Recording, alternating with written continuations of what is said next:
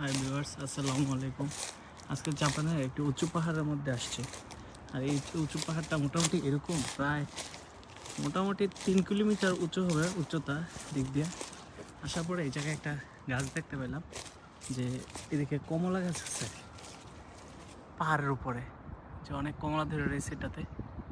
এখন একটা পারমো এটা দেখি।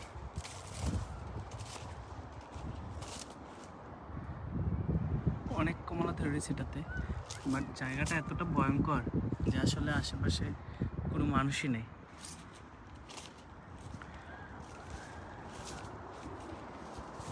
এটা হচ্ছে কমলা গাছের মধ্যে। এখন দেখি একটা কমলা পাইরা, একটু ওয়েট করেন।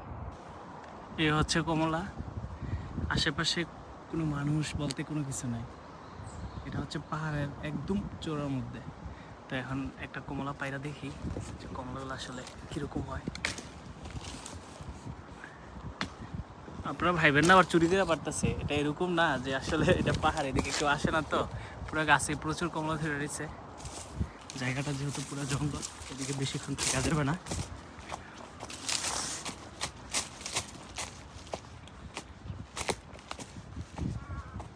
উপরে আমার একটা ফ্রেন্ড আছে, বসে ওয়েট করতেছে। জায়গাটা সত্যি খুব ভয়ঙ্কর।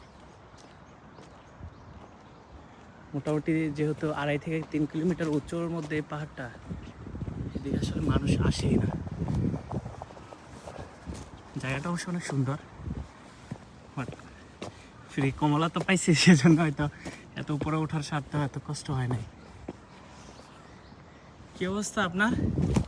আপনার কমলা দিয়েছে, কেমন লাগতেছে আপনার অনুভূতিটা? ভালোই সেই তো এত উঁচু পাহাড়ের মধ্যে উঠা যে পানির পরিবর্তে যে কমলা পাইছেন, ওইটাই শান্তি।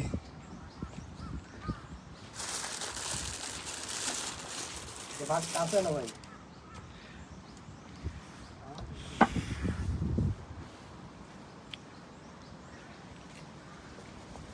বিশেষ করে এই জায়গাগুলোতে আসলে কেউ আসেই না।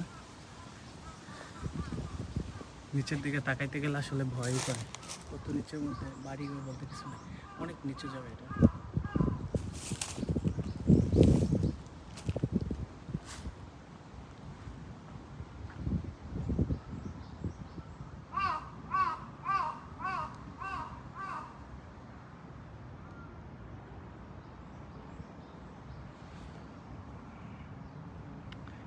ভিডিওটি যদি ভালো লাগে অবশ্যই লাইক শেয়ার দিয়ে পাশে থাকবেন। আজকের জন্য এখানেই শেষ। আল্লাহ হাফেজ।